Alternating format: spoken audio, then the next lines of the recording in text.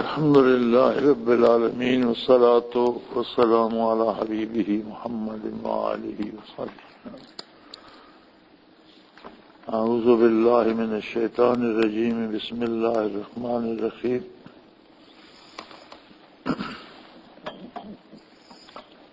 ويسألونك عن المحيض قل هو أذى فاعتزلوا النساء في المحيض ولا تقربوهن حتى يطهرن فإذا تطهرن فأتوهن من حيث أمركم الله إن الله يحب التوابين ويحب المتطهرين.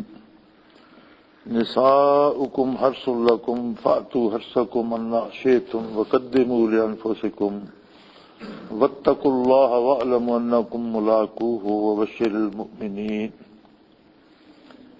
ولا تجعلوا الله عرضة لإيمانكم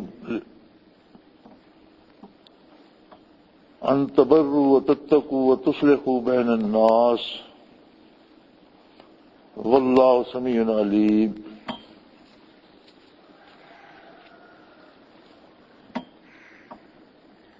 اللهم سبحانك لا علم لنا إلا ما علمتنا إنك أنت العليم الحكيم. مولاي صل وسلم دائما أبدا على حبيبك من زانت به الأسرور.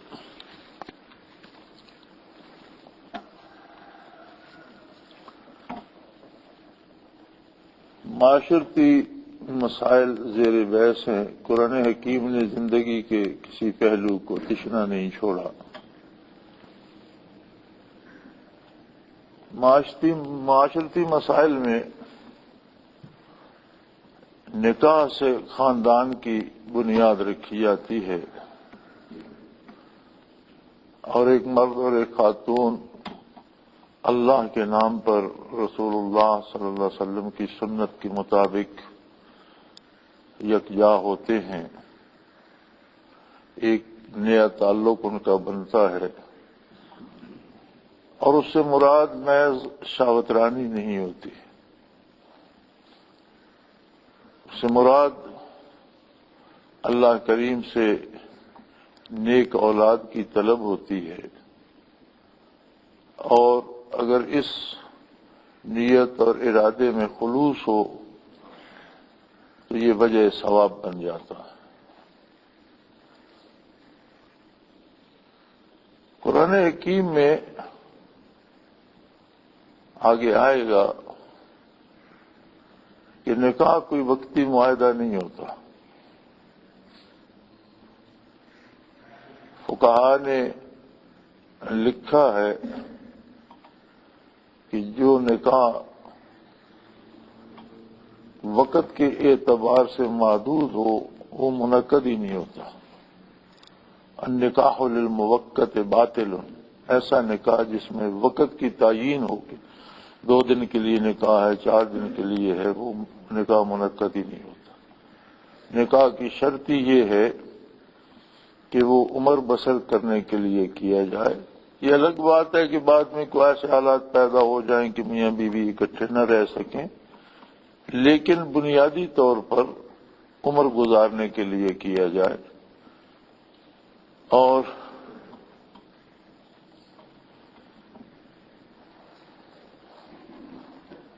دوسری بات یہ ہے کہ یہ فعل بھی من جملہ عبادات کے ہے اگر اسے سنت کے مطابق کیا جائے اور اس میں شرم و حیا کا اور خلوص کا خیال رکھا جائے، ایک دوسرے کے حقوق کا خیال رکھا جائے. ہمارے ہاں ایک اور بڑا تماشا بن گیا ہے. تقریروں میں بھی تحریروں میں بھی مرد کے حقوق کا تو بڑا ڈنڈورا پیٹا جاتا ہے لیکن خاتون کی بات نہیں کی جاتی، حالانکہ دونوں کا حق ایک دوسرے پر برابر ہے.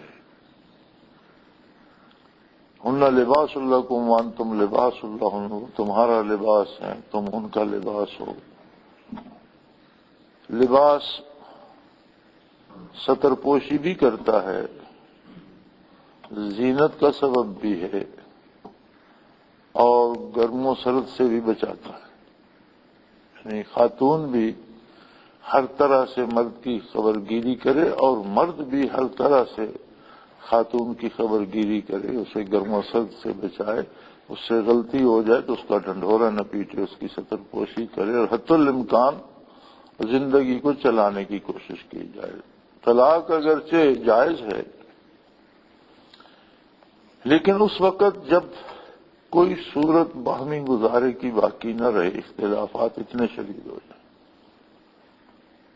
اور اس میں بھی شرعی طریقہ طلاق دینے کا یہ ہے کہ ایک طلاق دی جائے اور پھر ایک مدت تک، ایک مہینے تک، یا جب تک وہ ماہواری سے فارغ نہیں ہوتی تب تک انتظار کیا جائے، دوسری طلاق دی جائے، پھر ایک مہینہ انتظار کیا جائے۔ اس میں بھی ایک مصلحت یہ بھی ہے کہ شاید ان میں صلح کا کوئی امکان ہو جائے، تو ایک طلاق کے بعد اگر صلح ہو جائے تو اس میں صرف صلح کافی ہوتی ہے، نکاح کی ضرورت نہیں رہتی۔ اگر 2 طلاقیں دے دی جائیں تو صلح ہو جائے تو پھر تجدید نکاح ضروری ہے، لیکن اگر 3 طلاقیں دے دی جائیں تو 3 کے بعد کوئی گنجائش واپسی کی نہیں رہتی۔ ایک شرط ہے کہ اگر اس بندے کی عدت گزارے، پھر کہیں اور نکاح کرے، اس کے ساتھ آباد رہے، وہ دوسرا خاوند فوت ہو جائے یا طلاق ہو جائے، پھر اس کی عدت گزارے، تو اس کے بعد اگر پہلے خاوند سے شادی کرنا چاہتی ہے تو کر سکتی ہے۔ اور اس کو جو شارٹ کٹ کر کے جو حالات نے ایک طریقہ بنایا ہے کہ 3 طلاقیں ہو گئی ہیں، کسی ایک سے نکاح کر دو اور پھر وہ صبح طلاق دے دے، تو بغیر نہ پہلے کی عدت گزاری، نہ عدت میں تو نکاح ہوتے ہی نہیں، کر کیسے دو؟ پھر ایک رات کے لیے کرو گے تو 2 قباحتیں آ گئی، ایک تو عدت میں نکاح نہیں ہوتا، دوسرا ایک رات کے لیے نکاح منعقد نہیں ہوتا۔ تو یہ محض خباثت ہے جو علماء سوء نے اور بے دین لوگوں نے پیسے بٹورنے کے لیے جسے رائج کیا ہے، اسلام سے اس کا کوئی تعلق نہیں۔ ایک رسم قبل از اسلام عربوں میں تھی، کیونکہ ہمیشہ یہ لوگ سفر میں رہتے، تاجر پیشہ لوگ تھے، تو جہاں جاتے اگر وہاں مہینہ رہنا ہے، 15 دن رہنا ہے، 2 مہینے رہنا ہے، 4 دن رہنا ہے، تو وہاں ان 4 دنوں کے لیے یا 2 مہینوں کے لیے نکاح کر لیتے۔ اس کا نام انہوں نے متع رکھا ہوا تھا کہ عورت کو کچھ پیسے دے دیتے، اس کا فائدہ ہو جاتا، اور مرد کو اتنا عرصہ ایک بیوی مل جاتی، جتنا عرصہ وہ رہتا وہ بیوی کی طرح سارے گھر کے کام بھی اس کے کرتی ہے، اس کے ساتھ رہتی بھی۔ اسلام نے جب نکاح پر شرط لگا دی کہ نکاح زندگی گزارنے کے لیے ہو، محض غیر مصافحین، محض شہوت رانی کے لیے نہ ہو، تو متع از خود حرام ہو گیا، باطل ہو گیا۔ لہذا اسلام میں اس کی کوئی گنجائش نہیں۔ طلاق کے مسائل میں ایک اور بات یاد رکھنی چاہیے کہ اگر کوئی ایک طلاق دے کر صلح کر لیتا ہے تو واپسی تو ہو گئی، صلح تو ہو گئی، لیکن اس کے بعد وہ طلاق واقع ہو جاتی ہے، اس کے بعد اس کے پاس 2 طلاقوں کا حق رہتا ہے، 3 کی ضرورت نہیں پڑتی۔ پھر جو طلاق دی جائے وہ واقع ہو جاتی ہے اور اپنی جگہ قائم رہتی ہے۔ اسی طرح اگر 2 طلاقوں کے بعد کسی نے صلح کی تو پھر اس کے پاس 1 کا حق باقی رہتا ہے، وہ 2 واقع رہتی ہیں، اپنی جگہ ختم نہیں ہوتی۔ ایک اور بڑا مسئلہ تھا کہ خواتین کو جب ماہواری ہوتی ہے تو مختلف خواتین کی عادت مختلف ہوتی ہے، کسی کی 7 دن، کسی کی 10 دن، حد ہے 10 دن۔ 10 دن سے زیادہ ہو تو وہ بیماری ہے جسے استحاضہ کہتے ہیں، اس میں اس پر نماز بھی معاف نہیں ہوتی اور سارے فرائض اس پر اسی طرح ہوتے ہیں۔ لیکن جو عادتاً ہر مہینے ہوتی ہے وہ کسی کی 7 دن عادت ہے، 8 دن عادت ہے، ہر فرد کی الگ عادت ہر خاتون کی ہوتی ہے، تو ان دنوں اس پر نماز معاف ہوتی ہے، روزہ قضا کرتی ہے، اس میں روزہ بھی نہیں رکھتی لیکن روزہ معاف نہیں ہوتا۔ رمضان شریف کے بعد وہ روزے خاتون کو قضا کرنے ہوتے ہیں۔ اور اس میں سوال یہ تھا کہ کیا میاں بیوی جمع ہو سکتے ہیں؟ وَيَسْأَلُونَكَ عَنِ الْمَحِيضِ، آپ سے حائضہ عورت کے بارے سوال کرتے ہیں، قُلْ هُوَ أَذًى۔ پہلی بات تو یہ ہے کہ یہ ایک تکلیف دہ امر ہے، یہ ایک بیماری ہے، یہ ایک مرض ہے۔ فاعتزلوا النساء فی المحیض، اور ایام حیض میں عورتوں سے الگ رہو۔ ولا تقربوهن حتی یطہرن، اور جب تک وہ پاک نہ ہو جائیں تب تک ان کے قریب مت جاؤ۔ اس پاک ہونے میں بھی علماء کی دو رائے ہیں۔ جو حضرات احتیاط کرتے ہیں وہ فرماتے ہیں کہ حیض سے پاک ہو کر جب تک عورت غسل نہ کر لے تب تک اس میاں بیوی کو ہم بستر نہیں ہونا چاہیے، لیکن اکثر علماء فرماتے ہیں کہ جب حیض سے پاک ہو جائے تو جائز ہے، خواہ وہ غسل نہ بھی کرے تو حیض تو ختم ہو گیا۔ لیکن احتیاط یا پاکیزگی کا تقاضا یہی ہے کہ حیض سے پاک ہو کر غسل کر لے تو میاں بیوی جمع ہو۔ فَإِذَا تَطَهَّرْنَ فَأْتُوهُنَّ مِنْ حَيْثُ أَمَرَكُمُ اللَّهُ، اور جب خاتون پاک ہو جائے تو میاں بیوی جمع ہوں، لیکن اس طریقے سے جس طرح سے اللہ کریم نے حکم دیا ہے۔ اپنی بیوی سے بھی غیر فطری فعل جائز نہیں ہے۔ من حیث امرکم اللہ، جیسا فطرت کا اصول ہے، جس طرح سے اللہ نے حکم دیا ہے اس طرح سے، اس لیے کہ ان اللہ یحب التوابین و یحب المتطہرین، اللہ توبہ کرنے والوں سے بھی محبت کرتا ہے اور اللہ پاک رہنے والوں سے بھی محبت کرتا ہے۔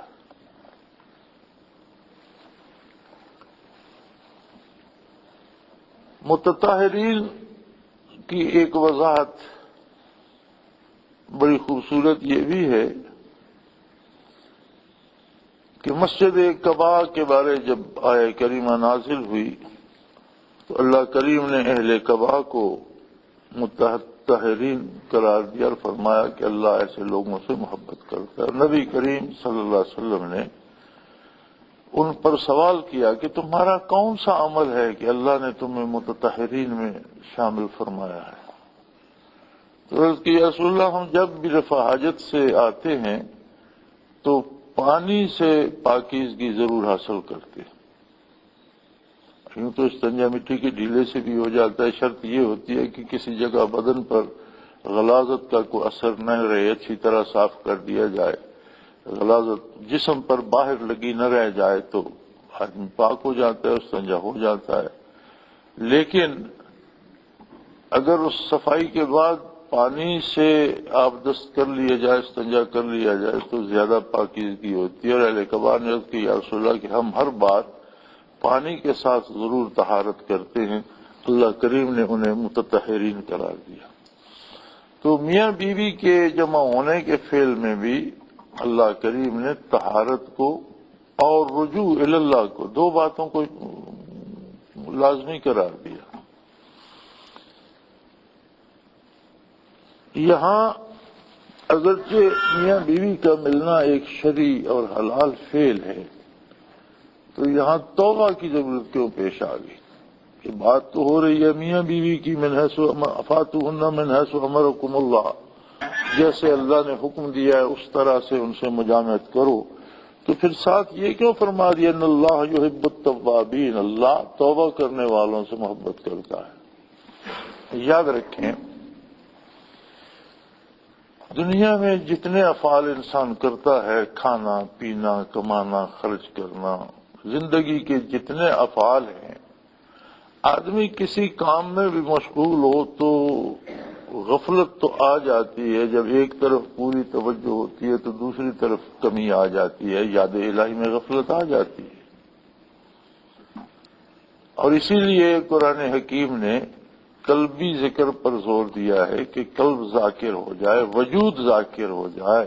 ثم تلین جلودہم وقلوبہم الی ذکر اللہ، کہ کھال سے لے کر نہا خانہ دل تک ذاکر ہو جائے، تو توجہ تو دوسری طرف ہو جاتی ہے، لیکن ذکر قلبی منقطع نہیں ہوتا، ذکر ہوتا رہتا ہے۔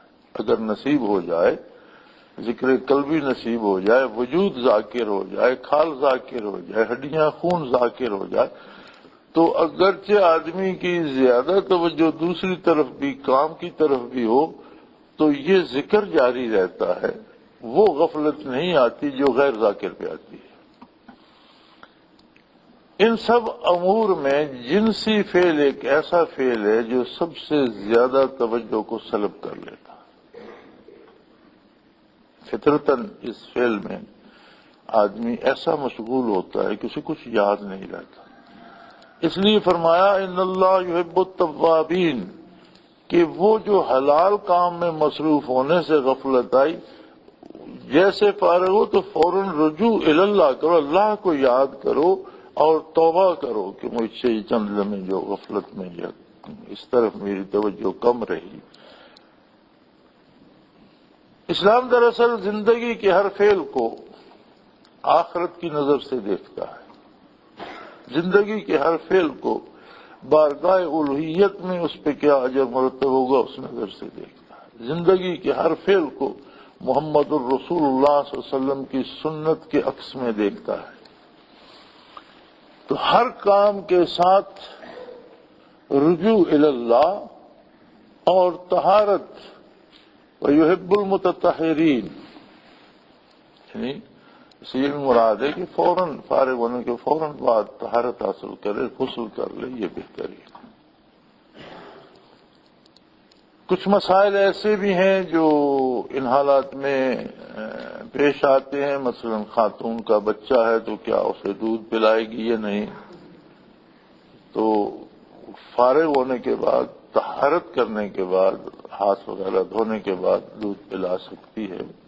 اگر مجبوری بن گئی ہے جیسے رمضان شریف تھا اور شہری کا وقت ہو گیا تو طہارت کر کے غسل سے پہلے کھانا بنا سکتی ہے، وہ کھانا پاک ہوگا، کھایا جا سکتا ہے۔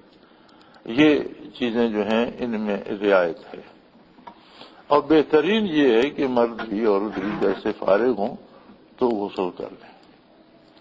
نساؤکم حرث لکم فاتوا حرثکم انا شئتم، تمہاری بیویاں تمہارے لیے انسانی نسل کی بقا کے لیے بمنزلہ کھیت کے ہیں۔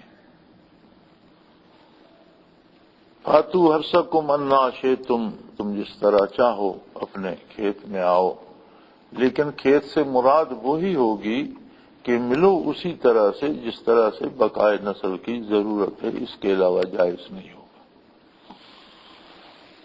اس سارے کی تفسیر پہلے اسرار التنزیل میں ہو چکی ہے، اگر کوئی کمی رہ جائے تو وہاں سے لے لی جائے گی۔ پھر اس سارے امر میں ایک بات یاد رکھو، واتقوا اللہ، تقوی کا خاص خیال رہے، قرب الہی کا خاص خیال رہے، اور جنسی فعل میں بھی کوئی ایسی حرکت سرزد نہ ہو جو تقوی کے خلاف ہو، جو اللہ کی بارگاہ میں جرم قرار پائے یا برائی قرار پائے۔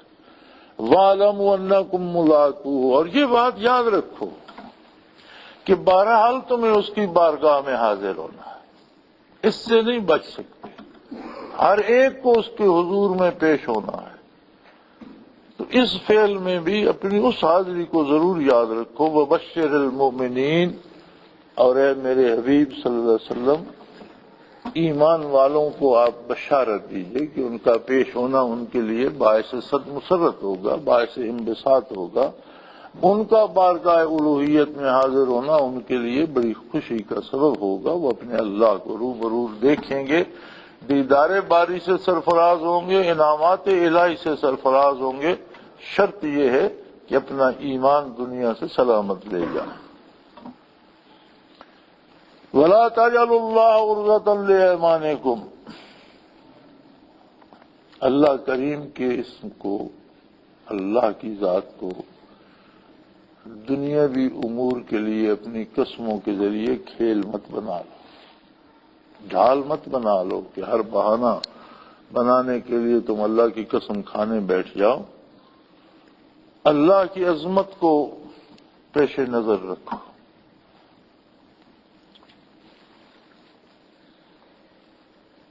شرعاً اللہ کے علاوہ کسی کی قسم کھانا جائز نہیں ہے، ایک رواج ہو گیا ہے، اور برے صغیر میں چونکہ ہندوؤں کے ساتھ ہمارا اختلاط رہا تو بہت سا مجھے تیری جان کی قسم، تمہارے سر کی قسم، مجھے اس بچے کی قسم، میرے بیٹے کی قسم، یہ سب حرام ہے۔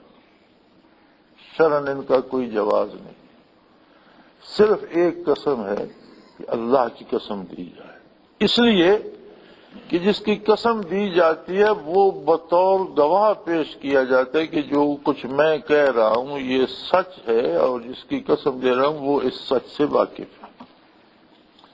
اب آپ کسی کے سر کی قسم کھاتے ہیں، اس کے سر کو کیا پتا، یا کسی پیر بزرگ کی قسم کھاتے ہیں، اس کو اس سے کیا تعلق، یا بچے کی قسم کھاتے ہیں، اس کا اس سے کیا تعلق۔ قسم تو اس کی کھائی جائے کہ جو کچھ آپ کہہ رہے ہیں وہ حرف بحرف سچ ہے، اور جس کی قسم کھائی جا رہی ہے وہ اس کے ظاہر و باطن سے پوری طرح واقف ہے کہ عمل ظاہر کیا تھا، اس میں باطن ارادہ اور نیت کیا تھی، وہ کیسے ہوا۔ تو جب آپ بیان کرتے ہیں قسم کے ساتھ تو صرف اللہ کی قسم کھائی جائے گی، باقی قسمیں باطل ہوں گی، ناجائز ہوں گی، حرام ہوں گی۔ اور اللہ کی قسم کو مذاق نہ بنایا جائے کہ بات بات پر آپ اللہ کی قسم کھانے بیٹھیں۔ کوئی اہم معاملہ ہو، کسی کی زندگی موت کا مسئلہ ہو، کہیں کسی کے نفع نقصان کا کوئی مسئلہ ہو، کوئی ایسی اہم بات ہو تو ضرور، اگر آپ سچے ہیں تو ضرور اللہ کی قسم کھائیں، لیکن یہ دیکھ لیں کہ کتنی بڑی ذات کی آپ قسم کھا رہے ہیں، معاملہ کیا ہے۔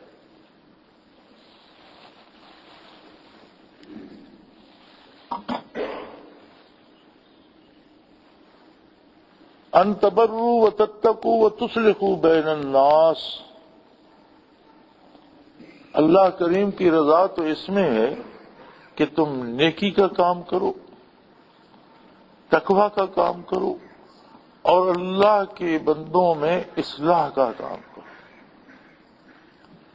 ہاں، کسی کو برائی سے بچانے کے لیے، نیکی کی بقا کے لیے قسم کھانی پڑتی ہے تو بڑا کام ہے، ضرور کھاؤ۔ کسی کو غلط روش سے بچانے کے لیے، تقوی کے لیے، نیکی پر لانے کے لیے، یا لوگوں میں اصلاح کرنے کے لیے، کسی فساد سے بچانے کے لیے لوگوں کو اگر تم معاشرہ لیتے ہو اللہ کے نام کا تو یہ درست ہے۔ واللہ سمیع علیم، اور یاد رکھو اللہ سن بھی رہا ہے اور ہر طرح سے علم بھی رکھتا ہے، اسے پتہ ہے کہ تم کیا کہہ رہے ہو اور تمہارے دل میں کیا ہے، اسے پتہ ہے کہ واقعہ کیا ہوا، اسے تم کس طرح پیش کر رہے ہو، واقعہ کرنے میں تمہاری نیت اور ارادہ کیا تھا، اب تم کیا کہہ رہے ہو۔ اس لیے بڑی احتیاط سے، پورے خلوص نیت کے ساتھ، پوری سچائی پر اللہ کی قسم کھاؤ، اور اس کے لیے بھی سبب ہونا چاہیے، کسی نیکی کا، تقوی کا، یا لوگوں کے درمیان اصلاح کا۔ لا یؤاخذکم اللہ باللغو فی ایمانکم ولکن یؤاخذکم بما کسبت قلوبکم۔ بعض لوگوں کی عادت ہوتی ہے، ان کی زبان سے نکل جاتا ہے قسم کا لفظ، فرمایا یہ لغو ہے، فضول ہے، اور اللہ کریم ہے، آخرت میں اس پر معاف فرما دے گا، لیکن احتیاط ضروری ہے کہ بات بات پر قسم نہ کیا جائے، اس سے احتیاط کی جائے۔ لیکن جو تم ارادے سے اور اپنے قلب سے اور اپنے پورے ارادے سے جو قسم کھاؤ گے اس کا مواخذہ بھی ہوگا کہ جس بات پر قسم کی تھی کیا وہ سچی تھی، یا کسی آنے والے واقعہ پر آپ نے قسم دی تھی کہ میں ضرور ایسا کروں گا تو پھر ایسا کیا، اس کا مواخذہ بھی ہوگا۔ واللہ غفور حلیم، اور جو لوگ بے خیالی میں قسم کھا جاتے ہیں، اللہ معاف کرنے والا ہے، اللہ بردبار ہے، معاف فرما دے گا، لیکن یہ مناسب نہیں ہے، انہیں احتیاط کرنی چاہیے۔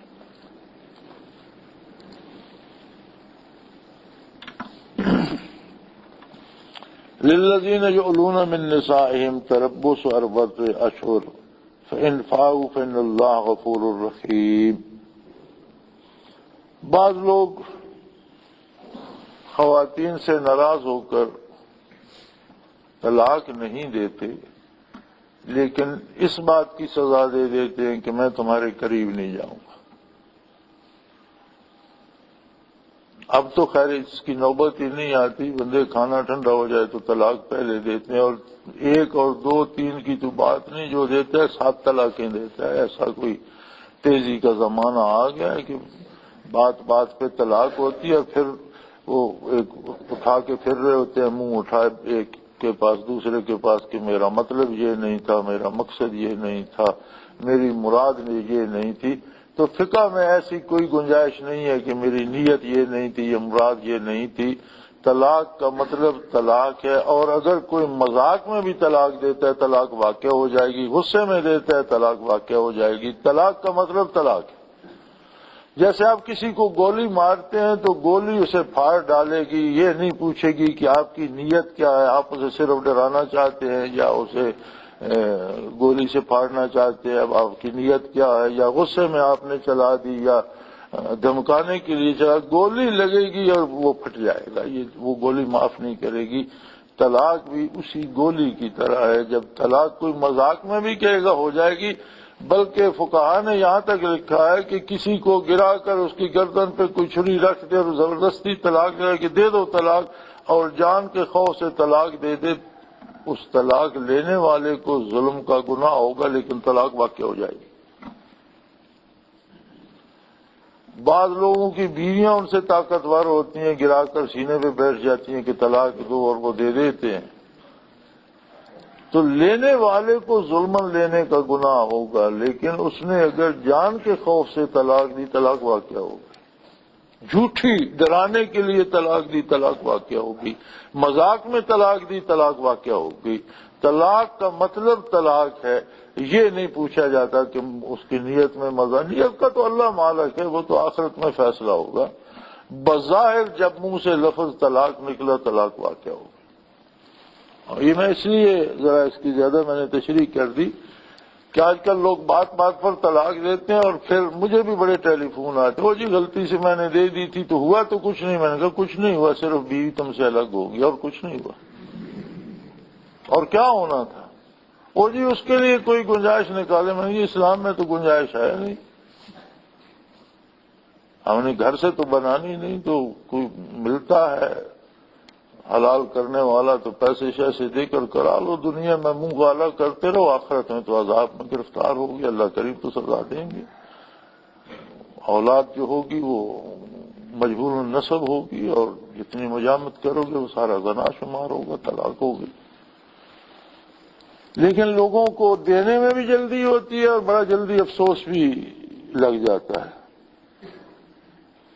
تو اگر کوئی یہ قسم کھا لے کہ میں بیوی سے صحبت نہیں کروں گا، اس سے ناراض ہوں، تو فرمایا ان کے لیے 4 مہینے کی مہلت ہے۔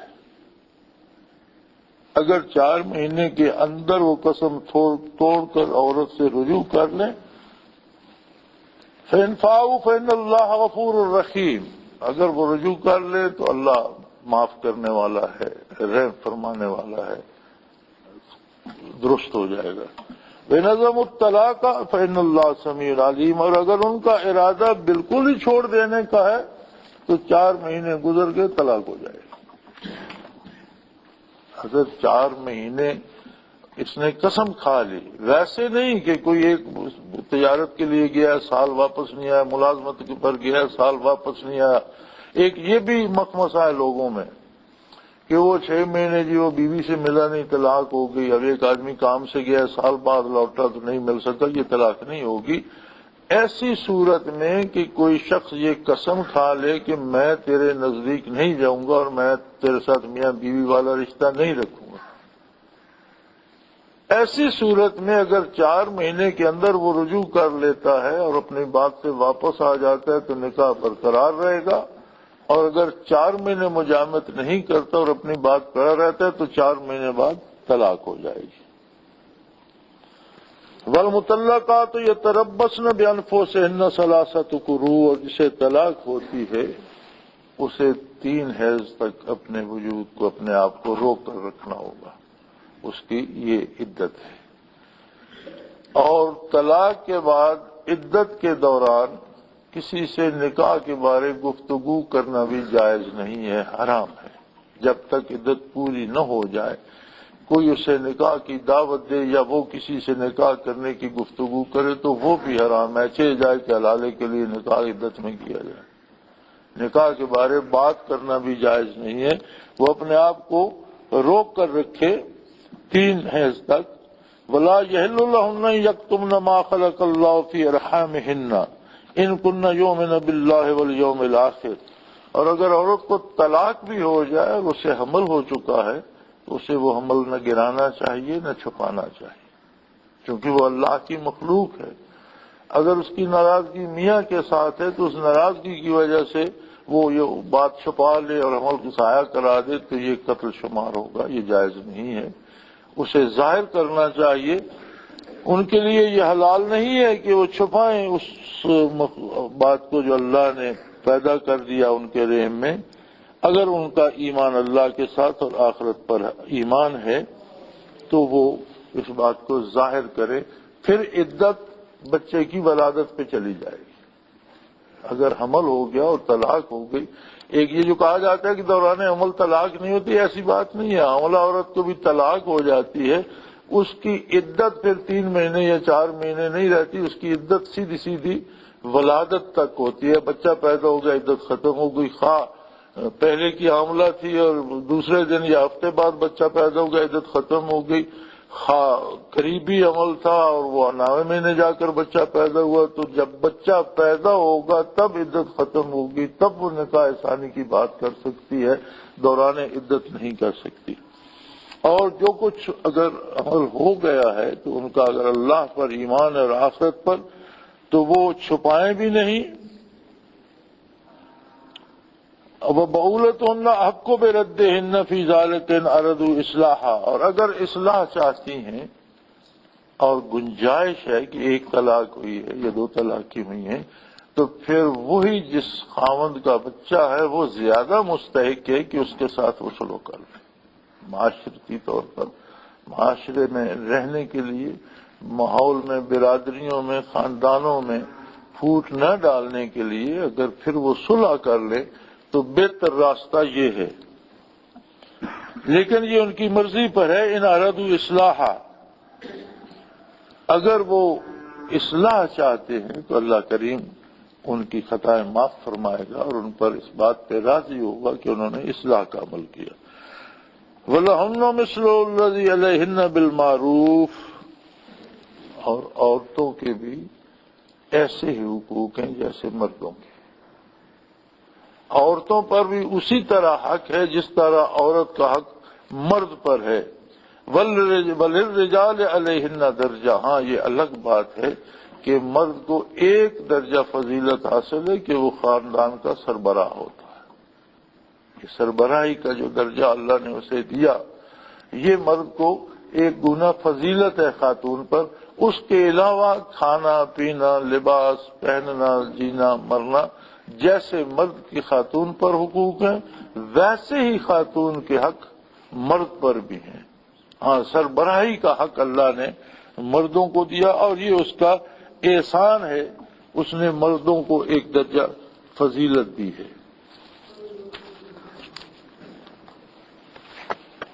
واللہ عزیز حکیم، اس نے کیوں فضیلت دی ہے، کیوں یہ درجہ بندی کی ہے؟ فرمایا وہ غالب بھی ہے اور وہ حکیم بھی ہے۔ اس کی حکمت کا تقاضا تھا کہ سربراہی کا معاملہ مردوں پر چھوڑا جائے، اور یہیں سے لیا جاتا ہے جو فقہا کہتے ہیں کہ ملک کی سربراہ بھی خاتون نہیں ہونی چاہیے۔ جو علماء دلیل دیتے ہیں وہ یہی دلیل دیتے ہیں کہ سربراہی کا حق اللہ نے مردوں کو سونپا ہے۔ اب تو خیر زمانہ کچھ نئی کروٹیں لے رہا ہے اور خواتین کو امامت کا اور خطابت کا بھی اب چسکا پڑ رہا ہے، لیکن یاد رکھیں یہ حتمی بات ہے کہ کوئی خاتون امامت نہیں کروا سکتی، اور شرعاً نہ اس کی اپنی نماز ہوتی ہے نہ ان کی نماز ہوتی ہے جو اس کے پیچھے نماز پڑھتی۔ ہمارے ہاں ایک اور رواج ہے، خواتین صف بنا لیتی ہیں اور ایک خاتون اس صف میں درمیان میں کھڑی ہو جاتی ہے، کرتی امامت ہی ہے، پڑھتی بھی وہی اسی طرح ہے امام کی طرح، اور رکوع سجود بھی اسی کے کہنے پہ ہوتا ہے، لیکن وہ آگے جا نماز پہ نہیں کھڑی ہوتی، صف میں کھڑی ہو جاتی، کہتے ہیں ہم امامت تو نہیں، عملاً تو امامت کرا رہی ہو، صرف پیچھے کھڑے ہونے سے کیا ہوگا؟ تو یہ ساری صورتیں ناجائز ہیں۔ جو خاتون امامت کراتی ہے اس کی اپنی نماز نہیں ہوتی، پیچھے کھڑے ہونے والوں کی کیا نماز ہوگی؟ عموماً رمضان میں یہ شروع کر دیتی ہے نماز تسبیح میں، نوافل میں، تراویح میں۔ بعض خواتین کو تراویح پڑھانے کا بھی بڑا شوق ہے، امامت کا شوق ہے۔ بالکل ایسے ہی جیسے ہر بندے کو حج کا شوق ہے، بھئی جس پر حج فرض نہیں ہے وہ شوق کیوں رکھتا ہے؟ جو باتیں اس پر فرض ہیں وہ پورے کر چکا، بیت اللہ سے محبت اپنی جگہ، روضہ رسول صلی اللہ علیہ وسلم سے محبت اپنی جگہ، یہ طلب اپنی جگہ کہ اللہ مجھے بھی وہ جگہ دکھا دی، یہ تو مبارک ہے، یہ تو محبت کا تقاضا ہے۔ لیکن ضرورت اس بات کی ہے کہ یہ جو اس پہ فرض نہیں اس کے لیے کوشش کر رہا ہے، جو فرض ہے اسے چھوڑ کے بیٹھا ہوا۔ پھر ہمارا طبقہ عمرا انہوں نے کھیل بنایا ہوا ہے کہ سال میں 4 بار عمرے پر جائیں گے، ہر سال حج پر بھی جائیں گے۔ وہ تمہارے پاس اتنا زائد پیسہ اللہ نے دیا ہے تو جو دوسری مخلوق دانے دانے کو ترس رہی ہے، جو بیمار علاج کے لیے تڑپ رہے ہیں، جو کمزور روزگار کے لیے تڑپ رہے ہیں، اللہ کی مخلوق کو وہ پیسہ دے دو۔ تم نے تو حج کو سیر سپاٹے کا بنا لیا ذریعہ، اور عمرے کو مذاق بنا لیا۔ ابھی پرسوں مجھ سے کوئی بات کر رہا تھا کہ میں نے عمرے پہ جانا ہے، پھر واپس آ کر حج پر جاؤں گا، تو میں نے کہا میرے بھائی تم 2 دفعہ خرچ کیوں کرتے؟ جب حج پر جاؤ گے تو ایک دن میں ہمت کرنا 5، 6، 10 عمرے کر لینا۔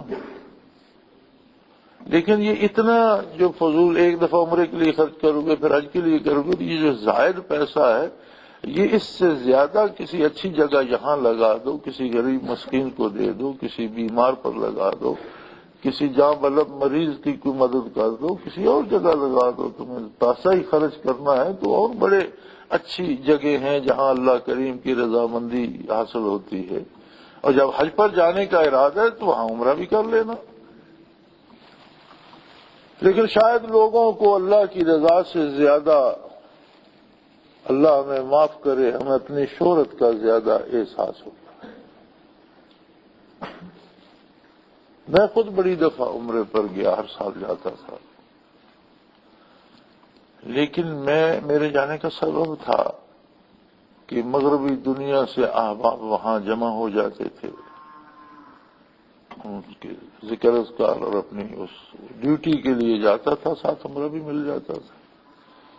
حکومتوں کے اختلافات نے وہ باتیں ختم کر دی، بادشاہ ناراض ہوئے، بادشاہ ناراض ہوتے رہتے ہیں، اور عموماً ساری زندگی مجھ پر تو ناراض ہی رہے، پتہ نہیں کون آئے گا کہ وہ راضی بھی رہے۔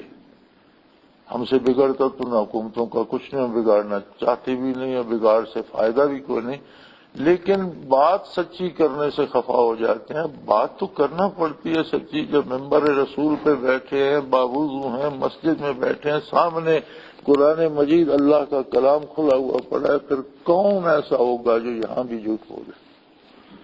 یہ کیوں توقع رکھتے ہیں؟ تو بہرحال جو اللہ کو منظور وہ چلتا رہتا ہے، اللہ کریم توفیق دے اور بات کھری ہوتی رہے، اللہ اس کی توفیق دیے رکھے۔ تو ہر بات میں بنیاد جو ہے اسلام وہ آخرت کی طرف متوجہ فرماتا ہے۔ الطلاق مرتان فامساک بمعروف او تسریح باحسان، یہی بات وہ طلاق کی آ گئی کہ طلاق میں واپسی کی گنجائش 2 بار تک ہے۔ پہلی طلاق میں صرف صلح کافی ہے، اور دوسری طلاق میں نکاح کرنا پڑے گا۔ اب اس کے بعد گنجائش نہیں ہے، اگر واپس رکھنا ہے بیوی کو، دوبارہ صلح کرنی ہے، تو امساکم بمعروف، تو کوئی اس میں ساز باز یا کوئی پوشیدہ نہیں ہونا چاہیے، معروف طریقے سے اور صحیح اللہ کے بندوں کی طرح صلح کرو اور اسے اچھی طرح سے رکھو، یا پھر اور تسریح باحسان، یا پھر اسے اچھے طریقے سے الگ کر دو۔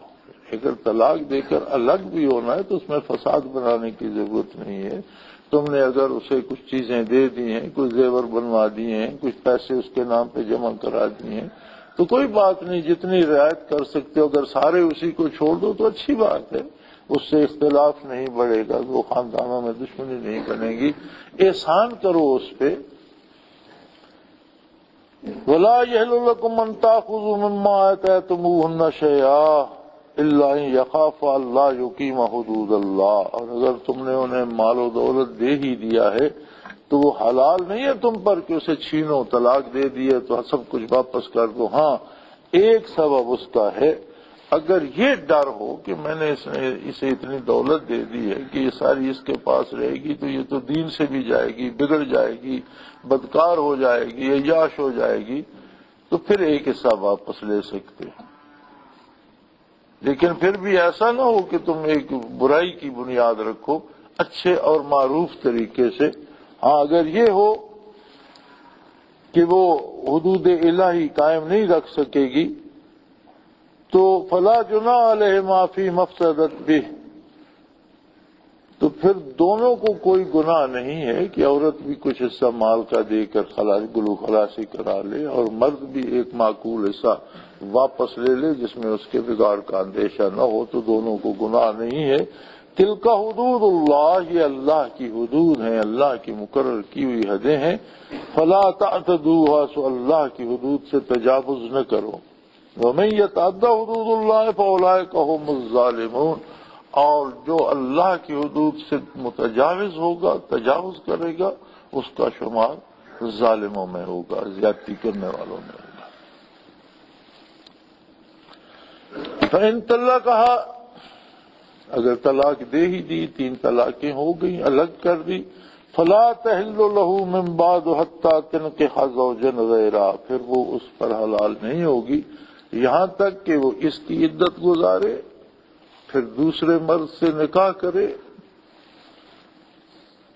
فإن طلقها فلا جناح عليهما أن يتراجعا، پھر وہ خاوند دوسرا اگر اسے طلاق کسی وجہ سے، اپنی کسی ناراضگی کی وجہ سے یا کسی سبب سے دے دیتا ہے، تو پھر اس کی عدت گزارنے کے بعد پہلے خاوند سے نکاح کرنے میں کوئی حرج نہیں ہے۔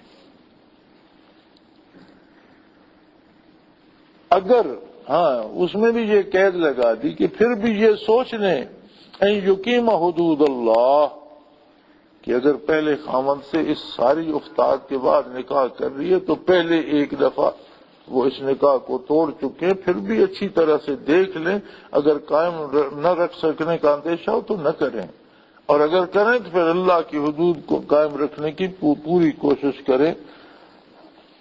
وَتِلْكَ حُدُودُ اللَّهِ يُبَيِّنُهَا لِقَوْمٍ يَعْلَمُونَ، اور یہ اللہ کی حدود ہیں اور جاننے والوں کے لیے کھول کر واضح طور پر بیان کر دی۔ انسانی معاشرت میں عورت اور مرد کے ملاپ کو سب سے زیادہ اہمیت ہے۔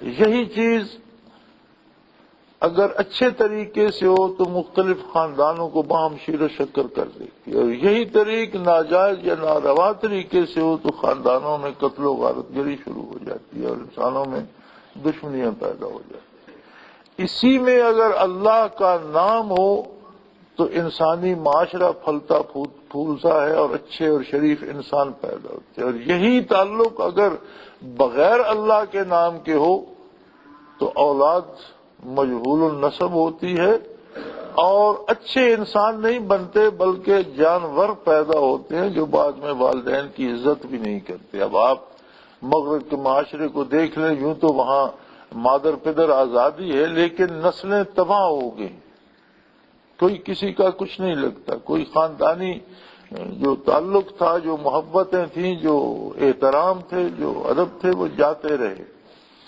مجھے اتفاق ہوا کراچی دارالعلوم میں ایک سویڈن کا بچہ تھا، نوجوان سا، وہاں دارالعلوم میں تھا، اس نے اسلام قبول کر لیا اور وہاں پڑھنا چاہتا تھا،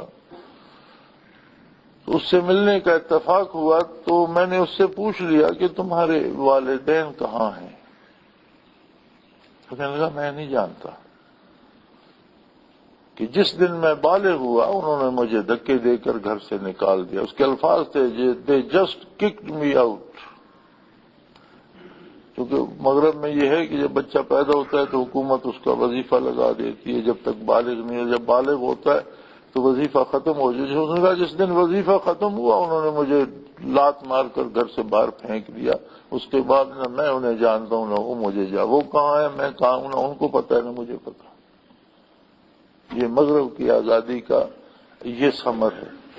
بلکہ میں نے وہاں دیکھا ہے نوجوان بیٹیوں کو بھی جب وہ بالغ ہو جاتی ہیں اور وظیفہ ختم ہو جاتا ہے وہ کہہ دیتے ہیں کہ اگر گھر میں رہنا ہے تو اتنا کھانے کا خرچ ہے، اتنا کمرے کا کرایہ ہے، کہاں سے لاؤ گی یہ ہمیں نہیں پتا، پیسے لے آؤ، اتنے پیسے دو اور رہو. پیسے نہیں ہیں تو جاؤ جہاں سنگ سماتے ہیں جا کر رہو، نکال دیتے ہیں. اس لیے کہ وہ انہوں نے اپنی مرضی سے معاشرت بنا رکھی ہے. اور اگر اللہ کے قانون اور اللہ کی حدود کے مطابق ہو تو والدین محبت کا سرچشمہ ہوتے ہیں اور اولاد ان کے بڑھاپے کا سہارا بنتی ہے. اور یوں خاندان اور انسانی معاشرہ بنتا ہے اور پھلتا اور پھولتا ہے. ایک دوسرے کے نام سے جانے اور پہچانے جاتے ہیں. فلاں فلاں کا بیٹا ہے، فلاں فلاں کا باپ یا چچا ہے. ایک دوسرے کے لیے باعث تفاخر اور باعث عزت بنتے ہیں.